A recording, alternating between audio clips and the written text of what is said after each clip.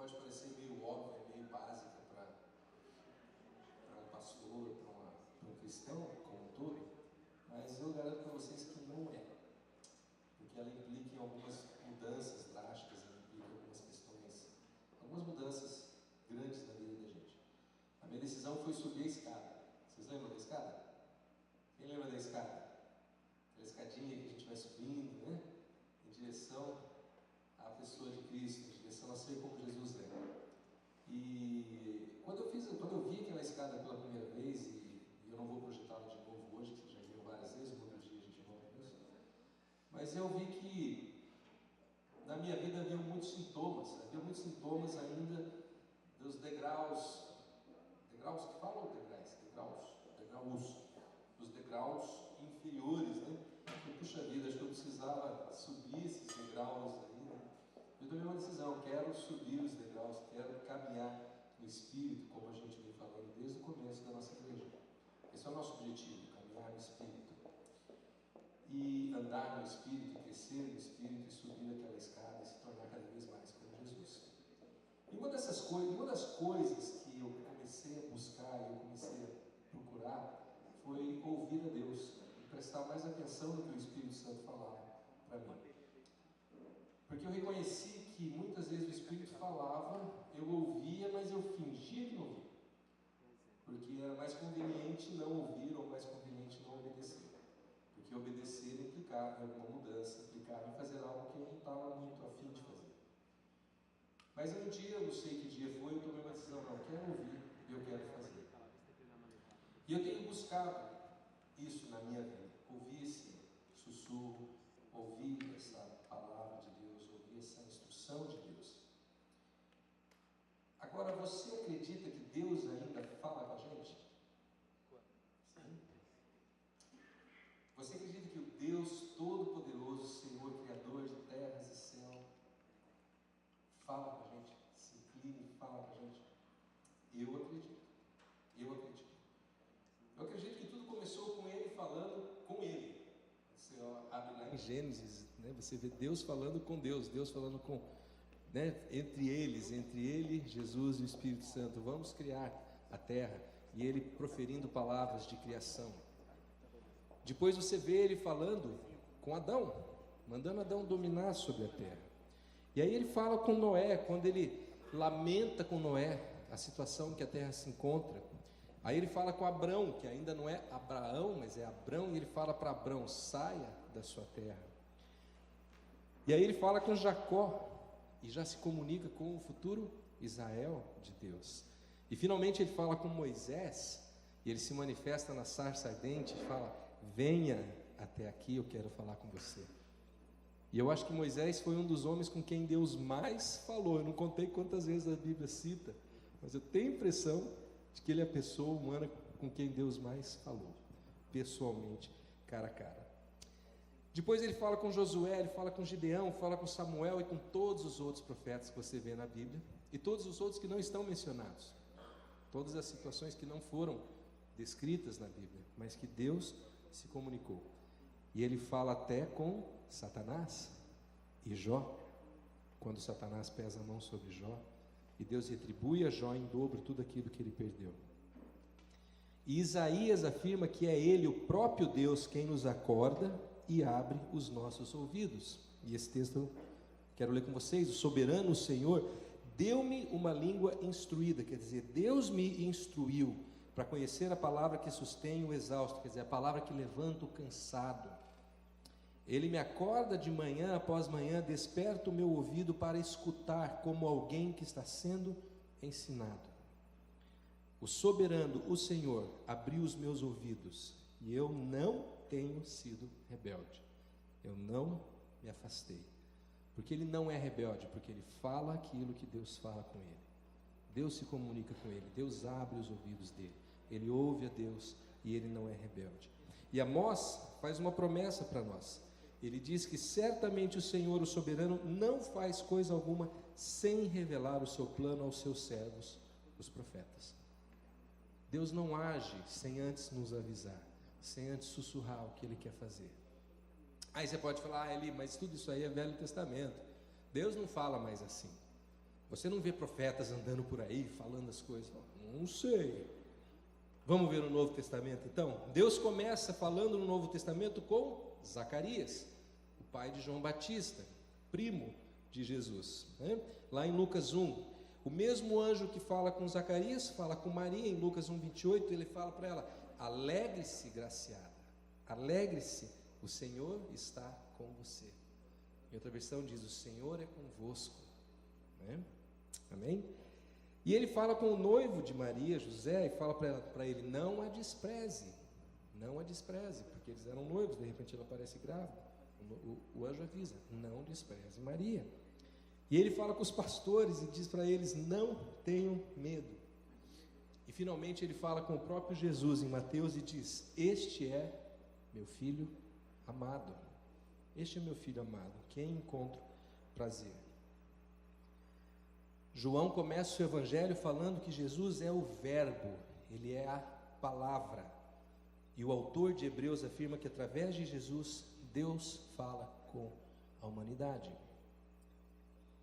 E ele diz assim: há muito tempo Deus falou muitas vezes e de várias maneiras aos nossos antepassados por meio dos profetas, né? Samuel, Elias, Oséias, Zacarias.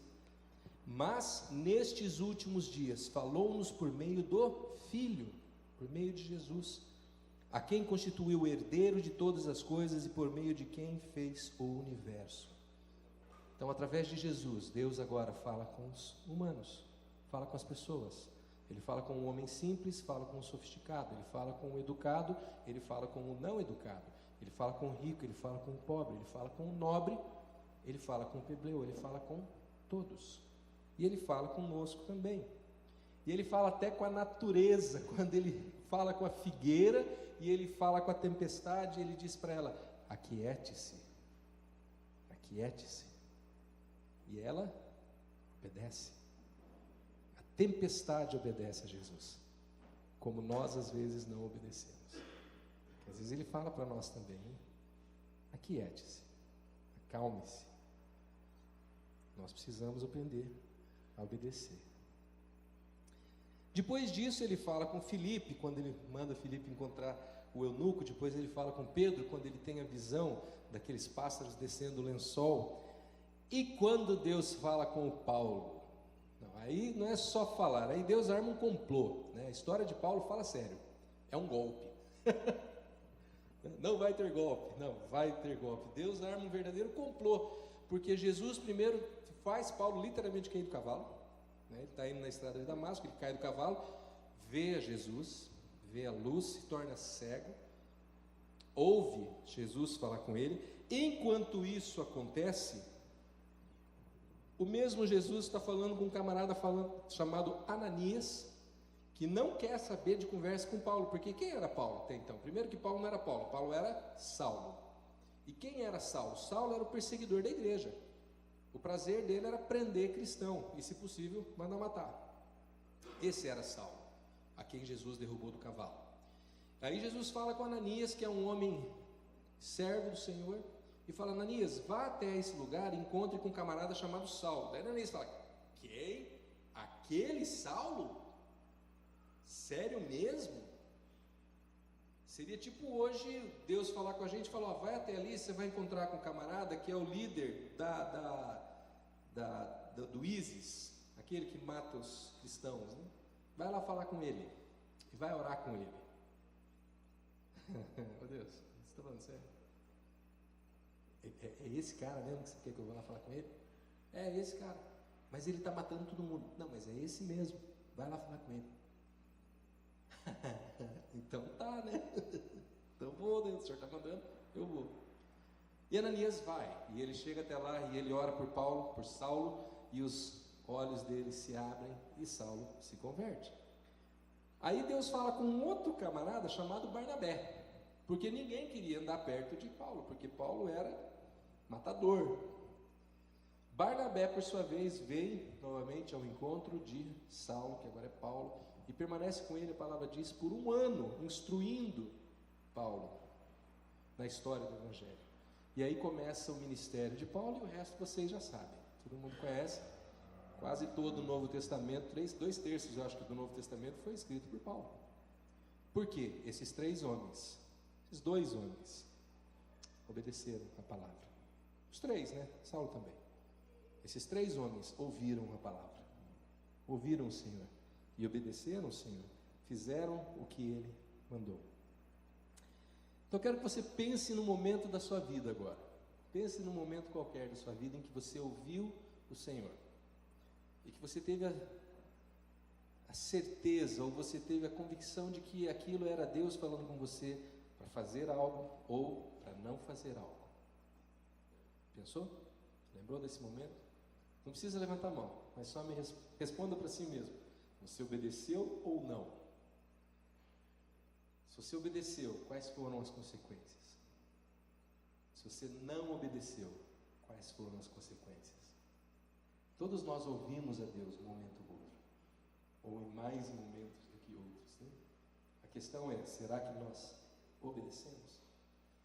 E quando a gente lê o livro de Atos, a gente vê o tempo todo isso acontecendo, Deus falando o tempo todo e as pessoas tomando decisões a partir do que o Espírito Santo falava com elas, direto. Atos, o livro todo é assim, é fantástico. E aí em Apocalipse, João conclui dizendo o seguinte: aquele que tem ouvidos, ouça o que o Espírito diz às igrejas. Aí eu quero perguntar para você, você tem ouvidos? Alguém aqui tem ouvido? Você tem ouvido, sim ou não? Não estou vendo nenhuma olhadinha aí sem ouvido. Vocês têm ouvido? Sim.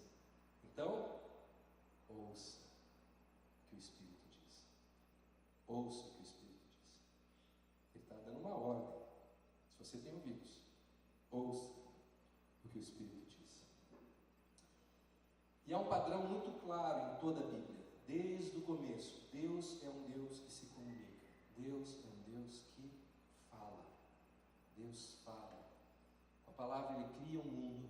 Com a palavra Ele faz a separação. Com a palavra Ele cria o homem. Ele cura o homem. Ele encoraja, Ele repreende, Ele abençoa, Ele dá direção, Ele profetiza e Ele ama. Tudo Ele faz com a palavra. Deus comunica com a gente desde a criação do mundo e até agora, gente. E a questão, a pergunta não é se Deus fala ou não. A pergunta é se nós ouvimos ou não. Essa é a pergunta. Deus continua falando. Deus continua falando. O problema é se nós estamos ouvindo. E aí isso me faz lembrar de um caos. Cadê o Fabrício? Fabrício está por aí? Fabrício? É Fabrício?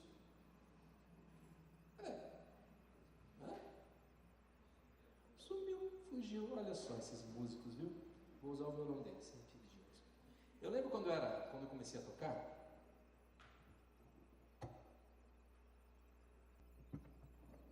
Quando eu comecei a tocar não existia. Existia, mas eu acho que aqui no Brasil, né, nós do Piriquim não tinha ainda afinador eletrônico. Então a gente tinha que afinar o violão de ouvido.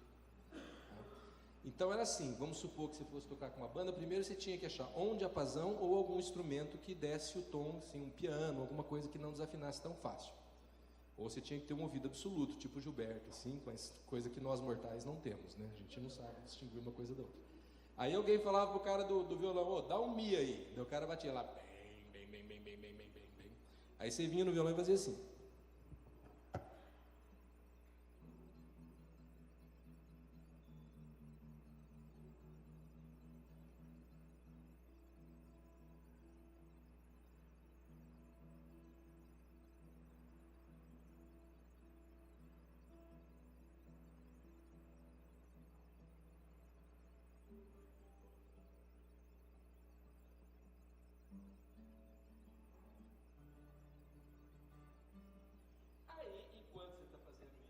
Acertando a afinação das notas, o abençoado do guitarrista começava a tocar. Porque se tem uma coisa que guitarrista não consegue fazer, é ficar quieto, né?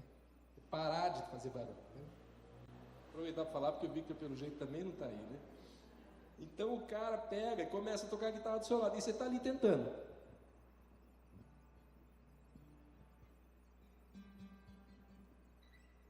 O que você tem que fazer nessa hora?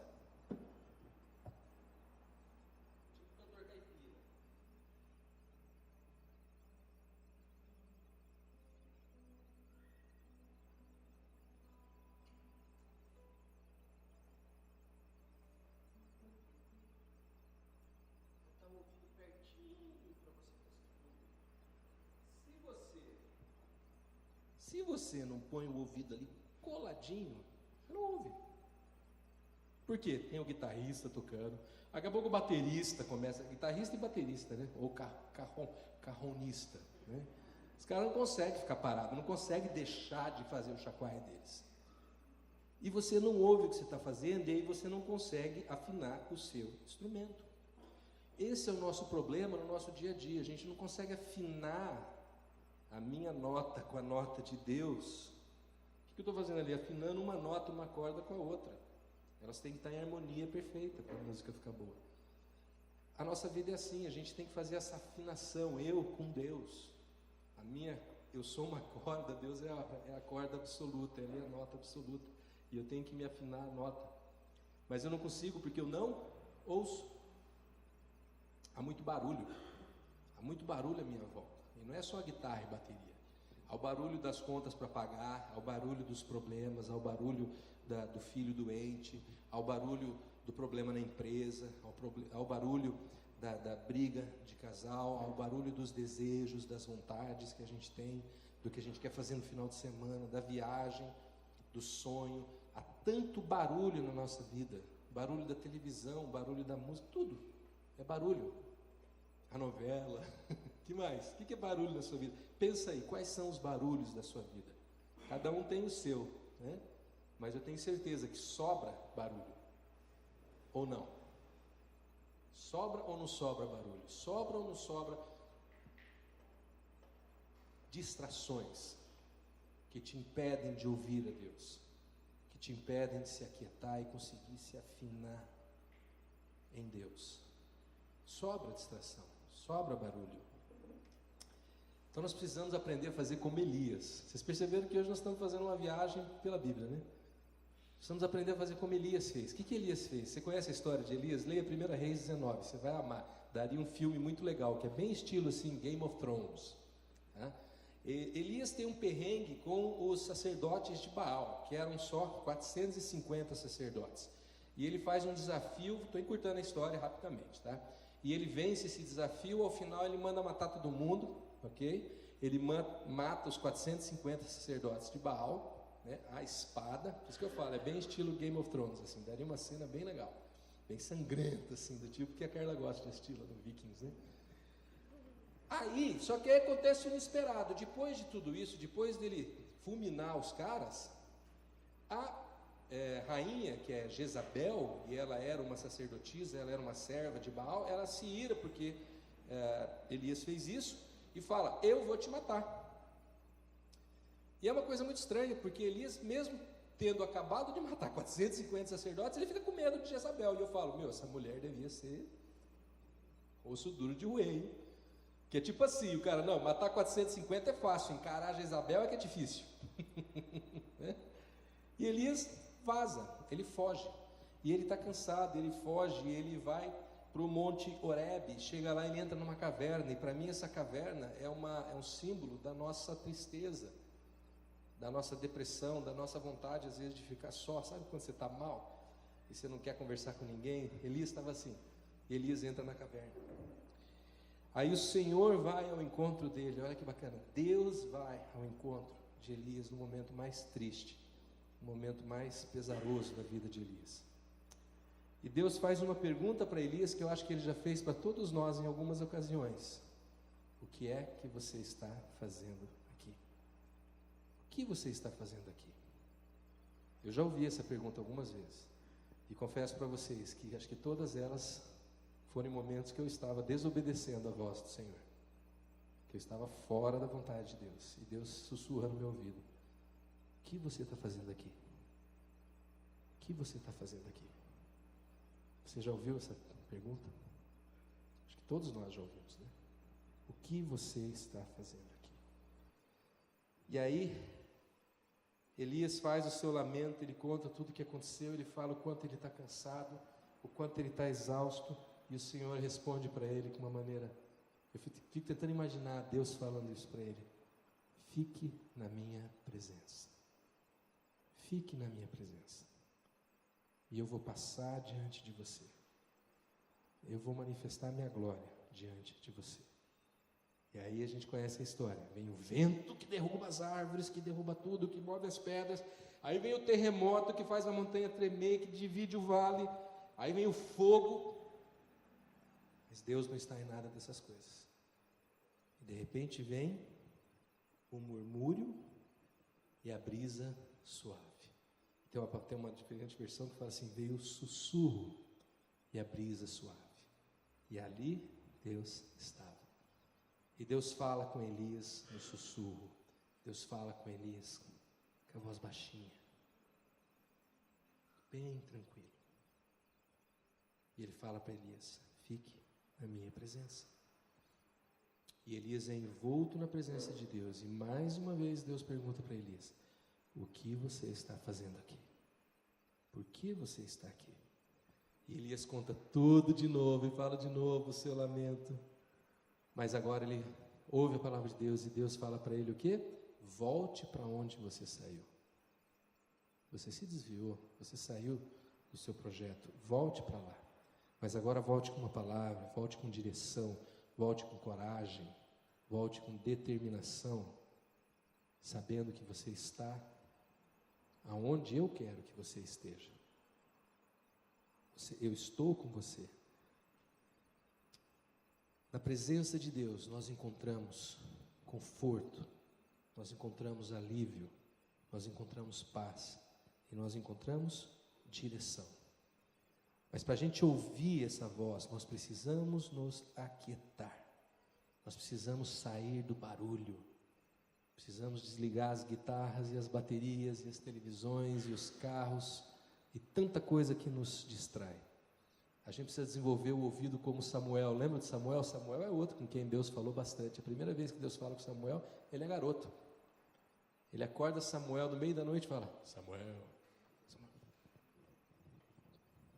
Ele vai lá e acorda Eli. Eli era o sacerdote que era o mestre de Samuel. E daí que vem meu nome, tá? Meu nome não é diminutivo de Elias, Eliseu, Elisete, nada disso não. Meu nome é Eli. Só que aí minha mãe queria ser chique e botou Eli com Y, né? Então, mas é por causa do Eli, tá? E Eli não é nome de mulher, tá, gente? Tem gente que acha que Eli é nome de mulher. O sacerdote era homem, tá? Homem, ok? Então Eli é nome de homem, beleza? Aí Samuel vai lá, acorda o Eli fala assim: o que foi, Samuel? Ele: você me chamou? Não chamei, Samuel. Daqui a pouco, Samuel de novo: Samuel. Eli, o senhor me chamou? Não chamei, Samuel. Aí Eli cai a ficha e fala: deve ser Deus te chamando. Quando Deus chama novamente, fala: Samuel. O que ele responde? Fala, Senhor, teu servo ouve. Fala, Senhor, teu servo ouve. E é muito legal quando Deus fala. Semana aconteceu isso comigo, eu estava dormindo, acordei, era 2h40. E eu acordei claramente com alguém me chamando. Eli. Acordei. Mas claro. Eli. Carla, você me chamou?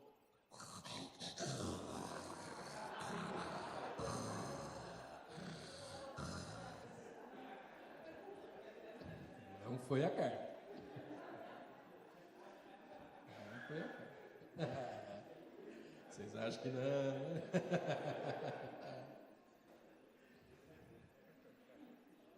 Mas naquele momento, gente, é impressionante. Que eu acordei ouvindo Eli. E não era a Carla.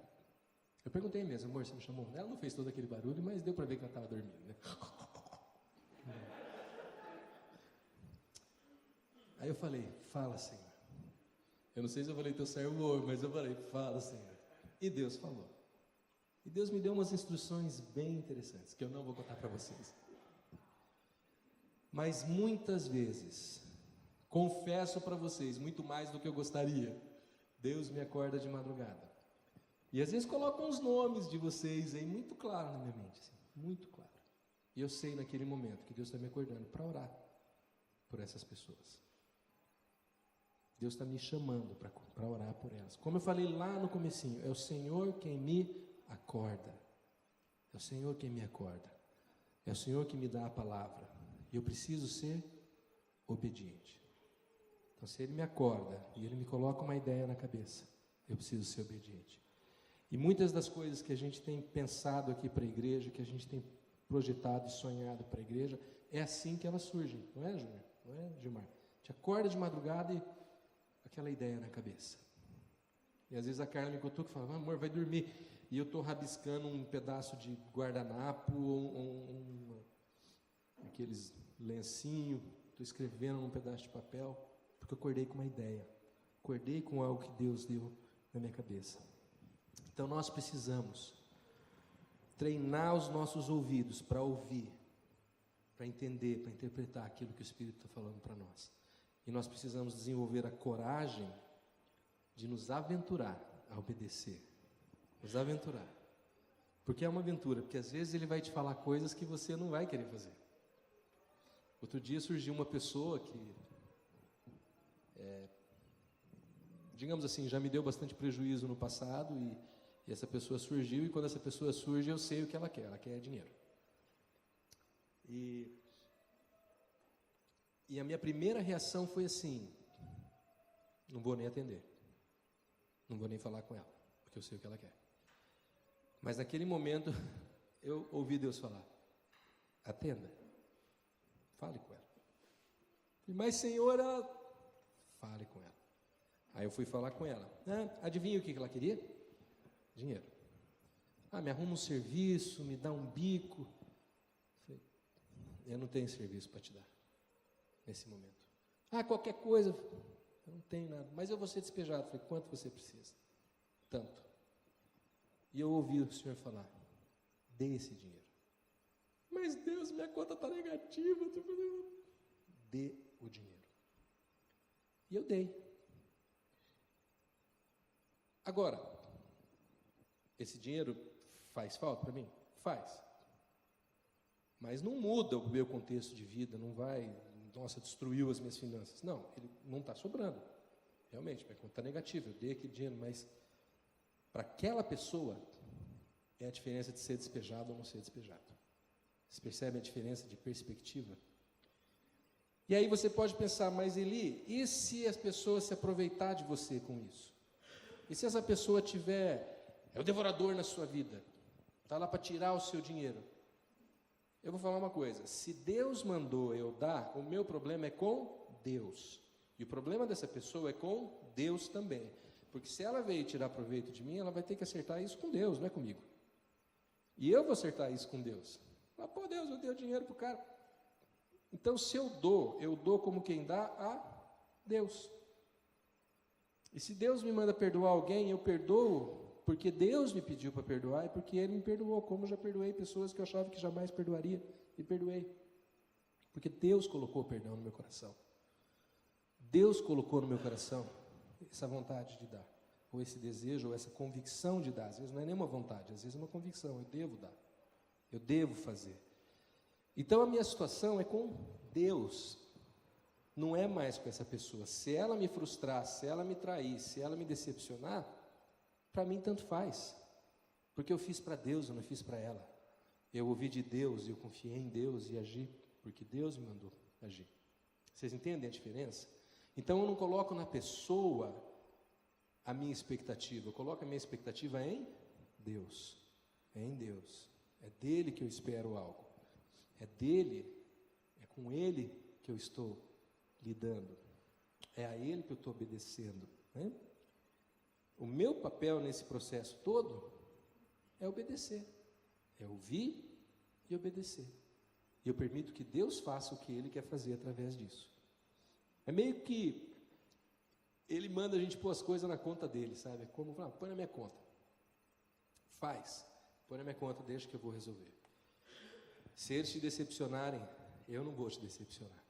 Se eles te abandonarem, eu não vou te abandonar. Se eles te derem prejuízo, eu não vou te dar prejuízo. É isso que Deus fala para nós. Confie em mim, confie em Deus, não nas pessoas. Porque de fato, provavelmente a pessoa vai decepcionar a gente mesmo. Mas se Deus falar, nós precisamos ter essa coragem de agir. E se aventurar, porque às vezes é uma aventura. Porque dar dinheiro é fácil, dura é se Deus falar para você, quero que você vá lá para a África construir um hospital. Uou! Para a África, às vezes, ainda é fácil. Então, você falar, vai ali na União da Vitória, né? Entregar sopa, vai fazer não sei o quê, coisa que você vai, ih, rapaz. Né? Para a África tem um certo glamour, né? Você fala, vou para a África. Né?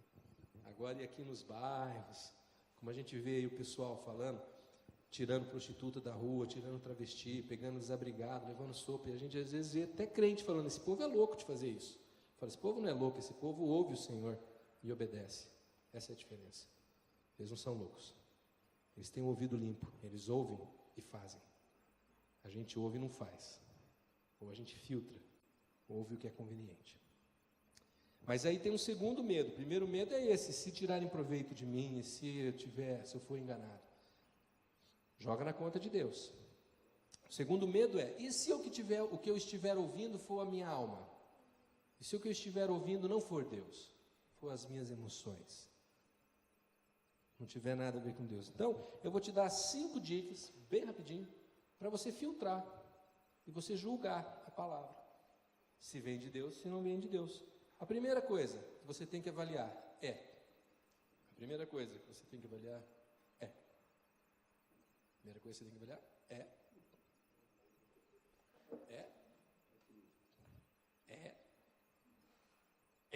Aí.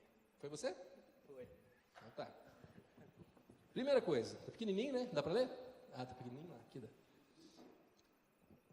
Essa ideia que você recebeu, a ideia, ou a palavra, ou esse projeto, se alinha com quem Deus é? Se alinha com o caráter de Deus? Com o amor, com a misericórdia, com a graça, com a bondade, com a benignidade de Deus? Segunda. Ajuda aí, vai. Segunda. Ela se alinha com a palavra de Deus e o que ela ensina? Se alinha com tudo que Jesus ensinou? Leia lá os... Estou na segunda ainda, você já se adiantou. Terceira, agora vai. A sabedoria. Ela viu Jesus lá, ela... A sabedoria. Jesus faria isso que você está querendo fazer? Essa palavra que você recebeu, Jesus faria isso. Por exemplo, outro dia surgiu uma... Será que eu conto? Uma pessoa, não vou falar, óbvio, mas surgiu uma pessoa assim que já estava, acho que no 3º casamento, e ela chegou um dia, assim, pegou a gente de susto e falou, esse aqui é o meu noivo. Meu noivo não, esse é o meu não, ela chegou, como é que era a história? Deixa eu lembrar direito. Eu quero que você ore abençoando o meu casamento. Eu falei, que casamento? Não, porque eu me casei. Eu falei, com quem? Com fulano. Oi, muito prazer. Quando vocês se conheceram? Faz 1 mês e meio. E como é que foi? Não, porque foi de Deus. Eu fui numa boate assim, assado, encontrei com ele lá, daí rolou aquela química, não sei o que, ficamos e tal, e casamos. Foi Deus que colocou ele na minha vida. Ok. E eu quero que você ore abençoando o nosso casamento. Quase que eu falei, olha, vai precisar muito jejum e muita oração, viu? Porque... Aí tudo bem, vamos orar. De graça receber e de graça dar. Vamos orar, vamos abençoar, vamos fazer tudo que a gente puder. Mas será que há sabedoria nessa decisão? Será que foi de Deus mesmo essa coisa de, nossa, encontrei esse homem, vou casar com ele? Sim, pode até haver, mas naquele caso, 2 meses mais tarde, eles já tinham separado de novo. Tá? Então assim, não é tudo que vem no nosso coração que é sábio. Então a gente precisa perguntar, será que Jesus faria isso? Será que a palavra corrobora com isso? Terceiro, quarto, aperta aí para mim. A palavra se alinha com a minha personalidade, com quem eu sou, com os meus talentos. Então, se o Gilberto chegar para mim amanhã e falar assim, Eli, resolvi fazer um concurso público e eu vou trabalhar na Receita Federal agora. Eu falar, será, Gilberto? É um bom emprego, é um ótimo emprego, né? Tem uma renda legal, aposentadoria e tal, não sei o quê. Mas, cara, tu é músico, velho. Não vai rolar, você vai morrer de tédio, vai ou não vai? Ou chegar para o Fabrício e falar, Fabrício, eu tenho um ótimo emprego para você na contabilidade. Você vai ganhar 5 vezes mais do que você ganha. Quanto tempo você acha que você aguenta trabalhar na contabilidade? 1 semana. Não rola. porque não é assim que nós somos. É igual você falar para eu trabalhar programando computador, quieto, eu e a máquina. Eu preciso de gente, eu tenho que ter gente ao meu lado, eu tenho que estar falando com alguém, eu adoro falar. Não dá, doido, né? Deus vai te colocar para fazer coisas que se alinham com quem você é. Ele não vai destruir a sua personalidade, Ele não vai te torturar, fazendo você viver algo que você não é. Ele te fez como você é com uma razão. Ele te deu os talentos que você tem com uma razão. E te colocar para fazer algo longe dos seus talentos é tortura. Tanto que eu sempre digo, se você faz algo que você sabe que não é o seu talento e que você se sente torturado por aquilo, provavelmente você faz a coisa errada. Não errado assim de certo ou errado, mas de posição errada. Você provavelmente está numa posição errada para a sua vida. Não é o que Deus planejou para você, você tem que pensar. Se Deus me fez uma pessoa comunicativa, por que Ele vai me pôr trabalhando com um computador? Se Deus me deu um talento musical fora do comum, por que eu vou trabalhar fiscalizando contas? Eu tenho que me alinhar com os talentos que Deus me deu. Mas isso é uma outra palavra, vamos deixar para outro dia. Quinto e último ponto. O que as pessoas sábias da sua vida... Gente, não é qualquer um, não. Outro dia eu estava até conversando com uma pessoa sobre aquele versículo que diz: na multidão de conselhos há sabedoria. Está errado. A palavra diz: na multidão de conselheiros há sabedoria. E quem são os conselheiros? Quem eram os conselheiros daquela época, quando esse versículo foi escrito? Eram os sábios. Não era qualquer um. A gente confunde, acha, não, é só perguntar para um monte de gente, se houver consenso, está certo. Depende de quem é esse monte de gente.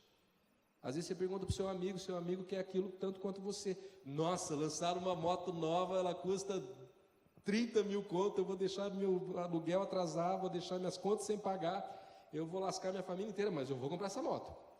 Aí você pergunta para o seu melhor amigo fala, nossa, que legal, vou comprar uma também. São dois retardados tomando uma decisão horrível junto, não é? Não, mas na multidão de conselho é sabedoria, o cara falou que é para comprar, vou comprar. Na multidão de conselheiros são os sábios, pessoas sábias, que já passaram por aquilo, que já têm experiência, que já viram isso antes. Essas pessoas vão ter sabedoria para te ajudar, né? O que as pessoas falam? Às vezes a gente tem ideia que a gente não quer nem contar para ninguém, né? É ou não é? Já aconteceu com você? Você tem uma ideia que você não conta para ninguém? Você fala, não vou contar não, porque no fundo você sabe que todo mundo vai falar, você é louco. Por que você vai fazer isso? É ou não é?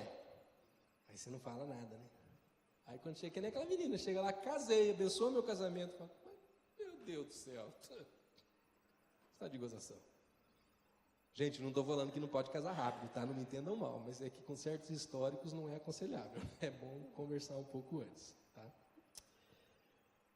Se a gente fizer esse pente fino nas nossas ideias, nós vamos saber se elas são de Deus ou não.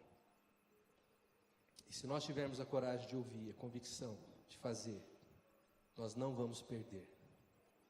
Nós não vamos errar. Porque ninguém perde em fazer a vontade de Deus. Ninguém. Prometo para vocês, Deus não vai te dar prejuízo a longo prazo. A curto prazo você pode até achar que você está perdendo. Mas a longo prazo, todos nós estamos ganhando. A gente só ganha em fazer aquilo que Deus nos fala. A gente só ganha em fazer a vontade de Deus. Porque qual é a promessa da vontade de Deus para nós? Que ela é boa, perfeita e agradável. Ela é boa, perfeita e agradável. Quem não quer o bom, o perfeito e o agradável de Deus? Todos nós queremos. A gente só tem a ganhar.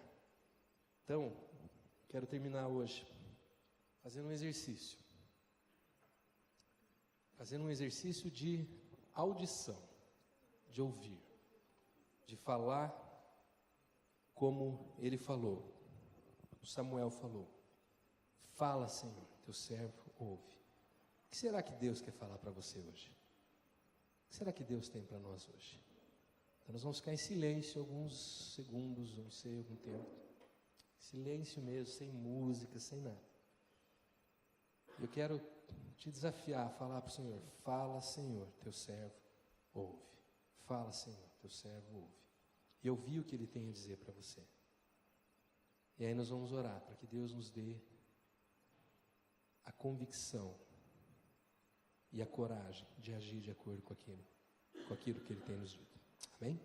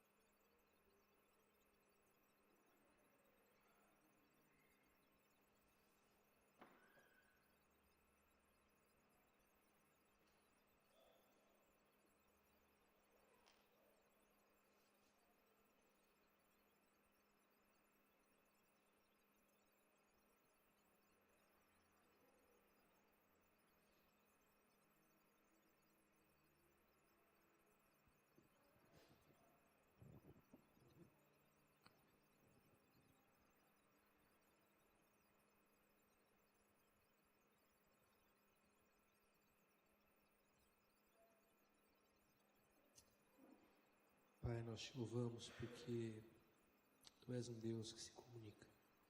O Senhor não é um Deus de pau, de pedra, de bronze, que fica inerte olhando as pessoas, frio, morto.